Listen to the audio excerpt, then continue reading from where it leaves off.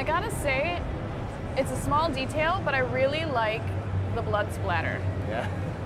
I'm serious, because you know, a lot of times it's so much shooting, so much explosions. Nobody puts the detail in there. They just focus on like the actual explosion themselves and all the like shrapnel that's going on around you. And dude, when you're shooting someone, they bleed and it pops out, and it feels a little extra solid, and you can actually hear it.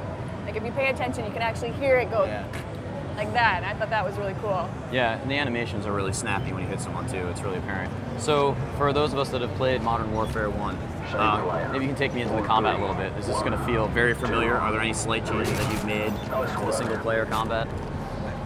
There are changes. I mean, anybody who played Call of Duty 4, Modern Warfare 1, you know, the control schemes, you know, the bare bones are there. Right. You know, the fast 60 frames per second, you know, control scheme is all good to go. You notice there when he switched, you had a different melee stance, so you had your pistol being supported by your knife. Right. That's new, and we're introducing a few things like that. New melee things you might be able to do. Great. So it'll feel familiar, but you'll still have a few new things pop up during gameplay. Yeah. Excellent. So what's the learning curve on that? Because I'm not necessarily the best at first-person shooters. Right. So, I mean, I play them, but I'm not, you know, going to be winning any awards anytime soon.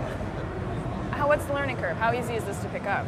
I think what makes Modern Warfare so popular, and this goes back to the first one and it applies to the second one, is that it's really accessible for just anybody who likes action games. Yeah. So you don't have to be a shooter player. I mean, it's one of those games where the hardcore love it because they can master it, and once they master it, they're like insanely good, and the casual guys can pick it up and still feel really good at it.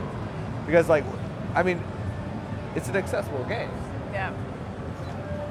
And so but is far, that something that you guys have always kind of planned to have? Yeah. I mean, this was something you wanted for everyone to Yeah, be? we definitely designed around it. I mean, I feel we have a very good balancing in our difficulty. So recruit is perfect for the pick up and play guys, and normal is your average gamer, and hardened and veteran is for your elite guys.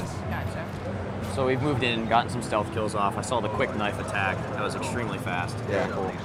And now we're moving to some interior spaces. So what is your ultimate goal here? What are you trying to do in this section?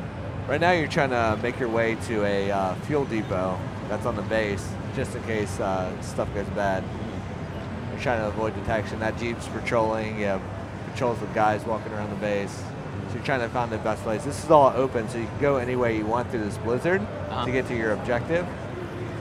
So it's really up to you. You can stealth your way through, or you can fight your way through. I mean, you notice when he picked up the AK from the guy earlier, he said, beware of unsuppressed weapons. Right. But if you just go in firing off unsuppressed, then the whole base is going to light up. They're going to be coming out of the woodwork after you. So the blizzard is kind of obscuring your view of the size of this base right now, but if you were to take away the weather effects, you'd see a really sprawling area. Yeah. Gotcha.